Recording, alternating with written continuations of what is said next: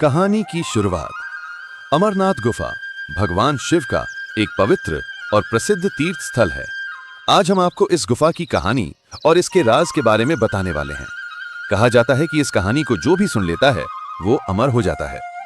पुराणों में लिखा है, एक बार मां पार्वती ने महादेव से उत्सुकता से पूछा, प्रभु, आप तो अजर अमर हैं, लेकिन मुझे हर जन्म में कठोर तपस्या करके आपको प्राप्त करना पड़ता है। ऐसा क्यों? आपके कंठ में पड़ी ये नरमुंद माला का क्या रहस्य है और आप अमर कैसे बने? शिवजी पहले तो यह गुप्त रहस्य बताने को तैयार नहीं हुए, लेकिन माता पार्वती के प्रेम और जिद के सामने वे मना नहीं कर पाए। फिर महादेव ने पार्वती को एक गुप्त और एकांत स्थल पर चलने को कहा, जहां वे अपनी अमर होने की कहानी सुनाएंगे। अमरनाथ यात्रा आषाढ़ पूर्णिमा से शुरू होती है और श्रावण पूर्णिमा तक लगभग 45 दिन चलती है। शिवजी पार्वती को लेकर गुप्त स्थान की तरफ चल दिए। सबसे पहले शिवजी ने अपनी सवारी नंदी को पहलगाम में छोड़ दिया। इसी से यात्रा की शुरुआत मानी जाती है। आगे उन्होंने चंद्रमा को चंदनवारी में अलग किया, गंगा जी को पंचतरणी में और सांपों को शेषनाग पर छोड़ दिया। इसलिए इस स्थान का नाम शेषनाग पड़ा। उसके बाद महागुणा पर्वत आता है, जहां गणेश जी को छोड़ दिया गया और पिस्सू घाटी में पिस्सू नाम के जीव को भी त्याग दिया गया।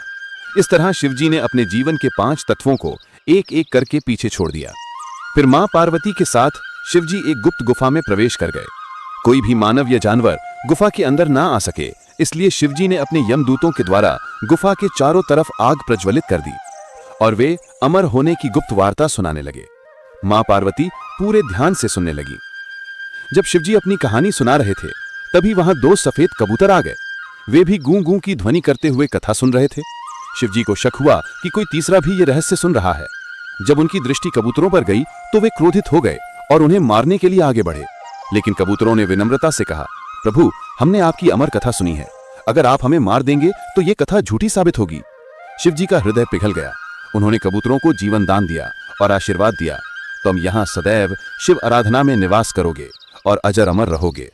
इस तरह वे कबूतर अमर हो गए और गुफा अमर कथा की साक्षी बन गई। तभी से इसका नाम पड़ा अमरनाथ। आज भी इस पवित्र गुफा में शिवलिंग बर्फ के रूप में प्राकृतिक रूप से प्रकट होता है और भक्तों को दर्शन देता है। अमरनाथ यात्रा को छड़ी मुबारक यात्रा भी कहा जाता है। कहा जाता है कि सबसे पहले महर्षि भृगु ने श्रावण पूर्णिमा के दिन अमरनाथ के बर्फानी शिवलिंग के दर्शन किए थे और उन्होंने अपनी एक पवित्र छड़ी भी वहीं स्थापित की थी। तब से ये परंपरा चलती आ रही है। हर साल लाखों भक्त कठिन पहाड़ी रास्तों से होकर यहाँ तक पहुँचते हैं, भगवान शिव के दर्शन करते हैं और अपने जीवन को धन्य बना लेते हैं। भक्तों का विश्वास है, जो अमरनाथ का नाम लेता है, शिव जी उसका कल्याण कर देते हैं।